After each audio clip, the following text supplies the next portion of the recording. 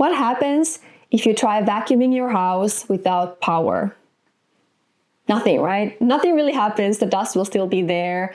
Perhaps you were moving it around a little bit. The same thing happens if you try to ease your IBS symptoms just by changing what you eat. A lot of doing, but no real result. In this video, I will go over 3 fundamental gut health promoting lifestyle factors that are like power for your vacuum. They help all those other things you're doing for IBS to work better. And here they are. Lifestyle factor number 1, how you eat. How you eat is sometimes more important than what you eat, meaning how quickly you eat, how your eating circumstances are you chewing well, are you calm when you eat or rushed, and so on. This is important because the body has 2 modes, the fight or flight mode and the rest and digest mode. And as the names suggest, you can only digest food well if your body and your nervous system is in this rest and digest mode.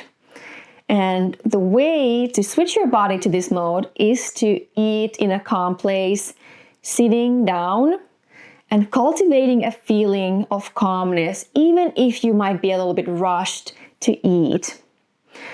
One really efficient way of switching your body and your nervous system to the rest and digest mode is to take a few deep breaths, deep and calm breaths before you start eating. Or even better, you could do a breathing exercise for maybe 3 minutes before you start eating. This is very effective.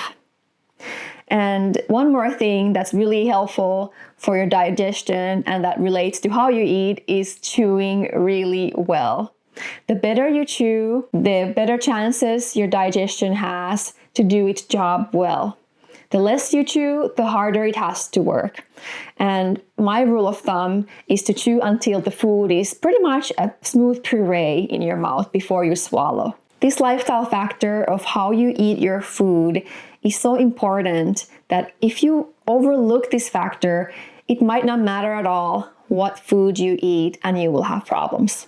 Lifestyle factor number 2, stress release. IBS is a disorder of gut-brain interaction. This means that your gut and your brain are having a communication problem, which leads to misunderstanding and overreaction. You get constipation and diarrhea, perhaps both taking turns. There is bloating that makes you choose your outfits based on how loose the clothes are rather than how cute they are.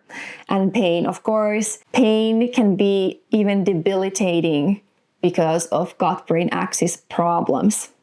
So what can we do to calm this gut-brain communication? I already mentioned this in the previous point, but we need to switch the body to the rest and digest mode. We need to calm the nervous system. How do we do this? My favorite methods are breathing exercises, relaxation, and meditation. These all are available in my IBS Wise program, but I also have a meditation taster right here in this channel. And you can also go into my Instagram. There's a breathing exercise that you can try right away. The links are in the description. To sum up, if your body is constantly wound up, tight, and tense, this is probably what is causing your symptoms rather than anything else. And if you don't address the gut-brain axis, if you don't try to calm the way in which your gut and brain are communicating with each other, the other therapies you're doing to ease IBS symptoms are probably not going to work. Lifestyle factor number 3, your body's rhythms. Every cell in your body has its own rhythm. And when all your cells are working in the same rhythm, you will feel well, healthy, and energetic. But the problem is that the way we live today does not promote all your cells being in the same rhythm, as your daily habits can really make these rhythms go off sync. Your digestive system also has its rhythms, and if your daily habits are always at odds with the rhythms of your digestive system, then your digestion can't really do its job very well. Like, if you always go to bed and wake up at different times, if you skip meals or otherwise eat at random times, perhaps even eating in the middle of the night, all these things can make your digestive system go out of sync.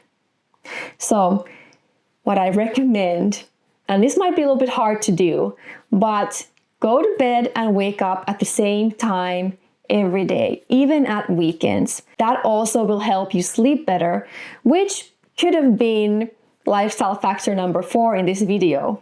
Also, eat at regular intervals. Avoid skipping meals and eat only during daytime. Don't eat in the middle of the night. That is not when your digestive system is expecting to get any food to digest. So that is something that can really mess up your rhythms. A client recently told me that just by switching her job from a shift job to a job where she could work regular hours, the same ones every day, her IBS symptoms improved, even if her stress levels didn't really change. So even though it might seem simple and not very important, your rhythms play a very important role in IBS and how well your digestion works. Your gut really loves predictability, so if you can give it that, your digestion will love you for it. IBS is a complex disorder, and there are times when you might feel like nothing you do is helping, even avoiding eating altogether in the hopes of getting rid of all the symptoms. The 3 fundamental lifestyle factors that I mentioned in this video, stress release, how you eat, and your rhythms, are all fundamental factors. If you don't address those, it really might feel like nothing helps, no matter how much you try. How are you faring in these factors? Think about it honestly. If you have ways to go, where will you start? Pick something and tell me in the comments. Once you have these fundamentals in order, that's when I would suggest you to start thinking about what are those foods that you should probably be avoiding to ease your IBS symptoms. And this video talked about that topic.